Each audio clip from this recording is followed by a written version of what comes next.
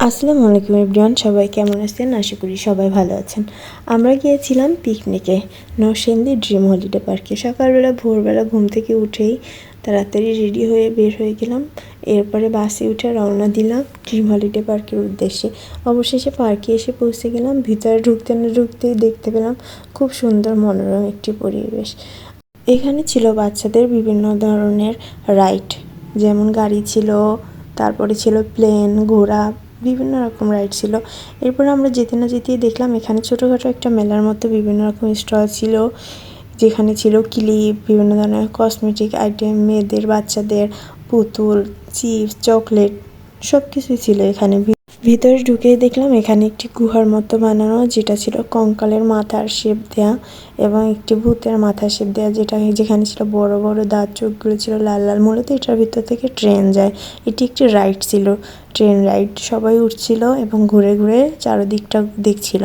তারপরে আমরা এখানে একটা ওভারব্রিজের মতো ছিল, সেটা পার হয়ে এপাশে চলে আসলাম। এই পাশে বিভিন্ন ধরনের ভাস্কর্য বানানো ছিল। এরপরে চলে আসলাম এই দিকটায়। এই দিকটা খুব সুন্দর, ড্রিম হলিডে পার্ক লেখা এবং ফুলে ফুলে ভরা। এখানে একটা ট্রেন আছে, এই ট্রেনটায় উঠতে গেলে আপনাকে আলাদা পে করতে হবে এবং এখানে উপরে উঠতে গেলেও আলাদা পে করতে হবে। পার পারসন মেবি 200 টাকা করে ছিল। তারপর এখানে ছিল একটি মা টাইপের ভাস্কর্য বানানো। এরপর আমরা এখান থেকে ঘুরে এরপরে উঠেছিলাম একটু বোটে। বোট থেকে নেমে আবার একটু হাঁটাহাঁটি করছিলাম, ঘোরাঘুরি করছিলাম, চারিদিকটা ঘুরে ঘুরে দেখছিলাম।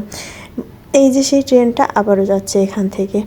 এরপরে আমরা চলে আসলাম ভূতের বাড়ির সামনে। এটা ছিল একটু ভূতের বাড়ি। এখানেও ঢুকতে হলে আপনাকে 200 টাকা পে করতে হবে। এরপরে হাঁটছিলাম, হাঁটতে হাঁটতে আমরা চলে আসলাম, এটা ছিল আদর্শ গ্রাম। আদর্শ গ্রামটা ঘুরে ঘুরে দেখছিলাম রাস্তার উপর থেকে। এটা ছিল একটি জু, অর্থাৎ চিড়িয়াখানা।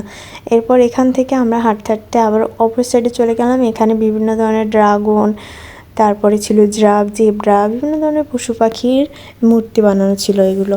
তারপরে এখান থেকে দেখে আমরা হাঁটতে হাঁটতে আবার চলে যাচ্ছিলাম অন্যদিকে এসে এখান থেকে আবারও আদর্শ গ্রামের কিছুটা দেখা যায়।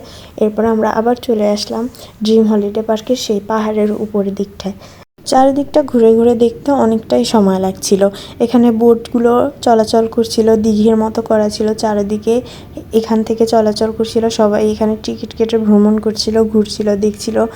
আমরাও দেখছিলাম। ঘুরতে ঘুরতে আমরা আবারও এই সাইডে চলে আসলাম। এখানে ছিল টয়লেটগুলো। তারপরে এখানে একটা টাইটানিকের মডেল বানানো ছিল। এরপর এটা দেখে আমরা চলে আসলাম অন্যদিকে। এটা মূলত অনেক বড় একটি পার্ক।